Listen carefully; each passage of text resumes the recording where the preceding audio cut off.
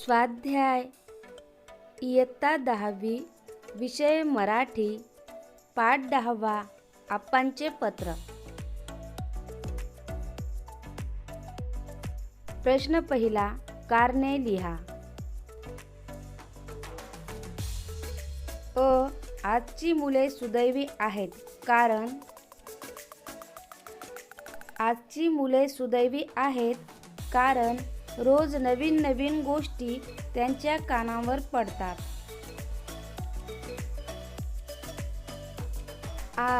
पुस्तकाची पाने व झाडाची पाने दोन्ही महत्त्वाची असतात कारण पुस्तकाची पाने व झाडाची पाने दोन्ही महत्त्वाची असतात कारण पुस्तकाच्या पानात डोक्याचे खाद्य असते आणि झाडाच्या पानात झाडाला जगवण्याचे बळ असते. प्रश्न दुसरा, आकृती पूर्ण करा.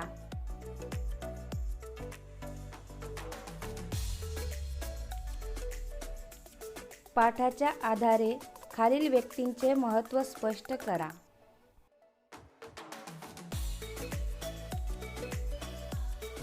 खेळपट्टीची काळजी घेणारा नर्स, शिपाई.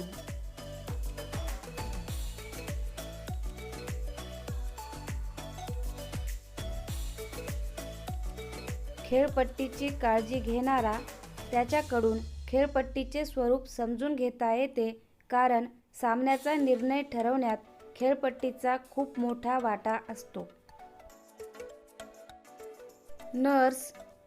नर्सचे काम डॉक्टरांच्या कामाइतकेच महत्त्वाचे असते. शिपाई चांगले काम करून कौतुकास पात्र ठरू शकतो.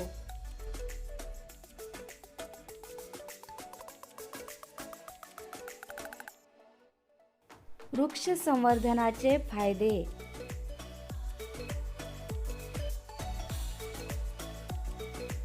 वृक्षांची सावली मिळते. वृक्ष हवा शुद्ध ठेवतात. फुले, फळे, लाकूड, औषधे इत्यादी देतात.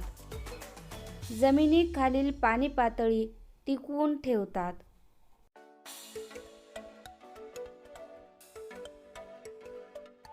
प्रश्न तिसरा, योग्य पर्याय निवडा.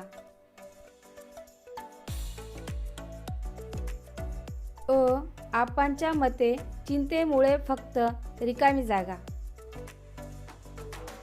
1. हृदयाची धडधड वाढते. 2. कपाळावरच्या आठ्या वाढतात. 3. विद्यार्थ्याचे गुण वाढतात.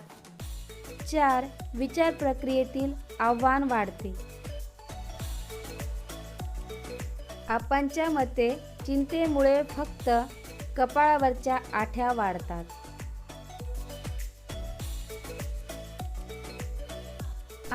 शिपाई सुद्धा कौतुकास पात्र ठरतो जेव्हा रिकामी जागा. 1. तो रोज उपस्थित असतो. 2. तो सर्वांची काळजी घेतो. 3. तो चांगलं काम करतो. 4. तो सर्वांशी चांगले बोलतो. शिपाई सुद्धा कौतुकास पात्र ठरतो जेव्हा तो चांगलं काम करतो.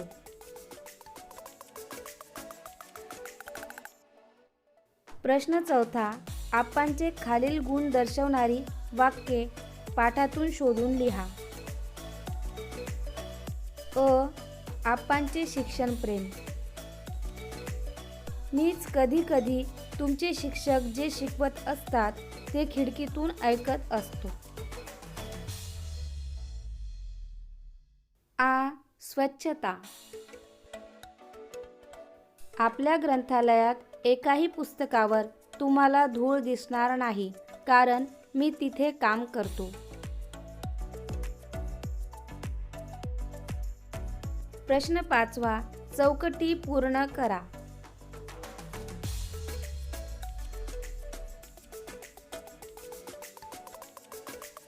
आपांनी विद्यार्थ्यांकडून त्यांच्या भावी जीवनाबद्दल व्यक्त केलेल्या अपेक्षा.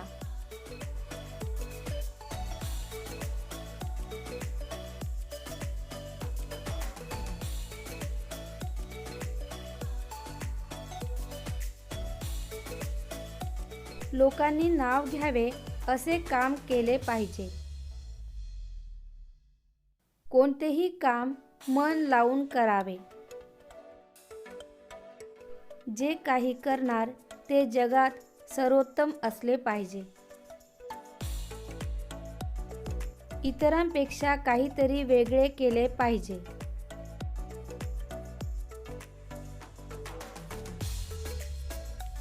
प्रश्न 6 खालील वाक्यातील क्रियाविशेषण ओळखा.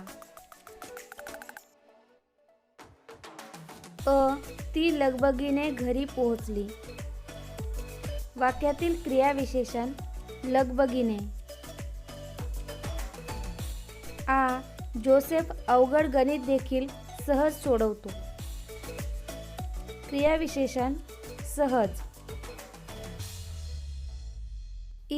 आज खूप कडाक्याचे ऊन पडले होते. क्रियाविशेषण आज.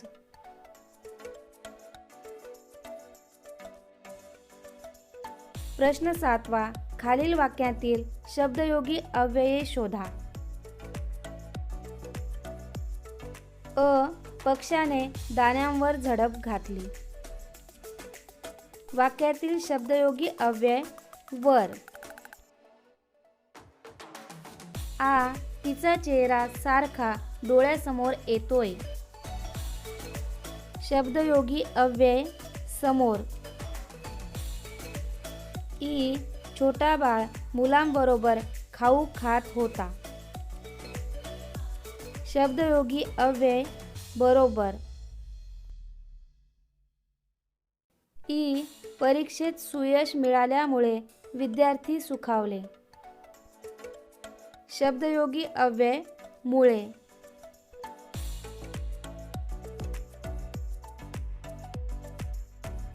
प्रश्न 8 स्वमत.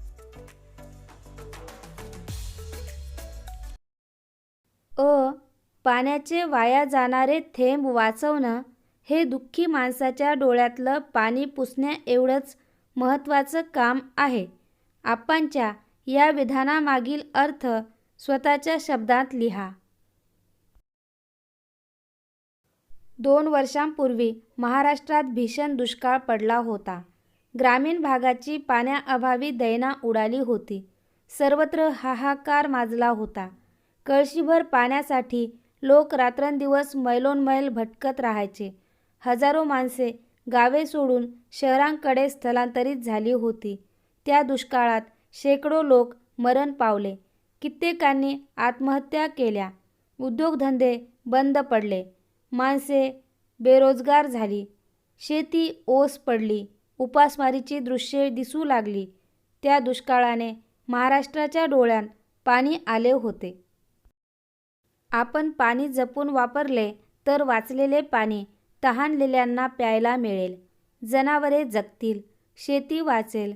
कारखान्यांना पाणी मिळेल. म्हणजे लोकांची दुःखे दूर होतील.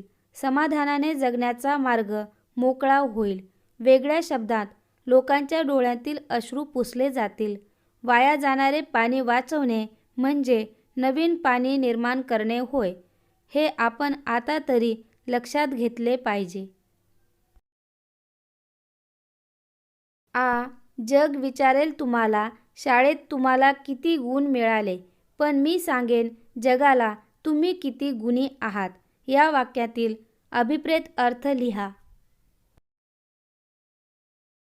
मुले मैदानावर खेळताना बागडताना मनसोक्त गोंधळ घालत आहेत असे वरवर पाहता वाटते.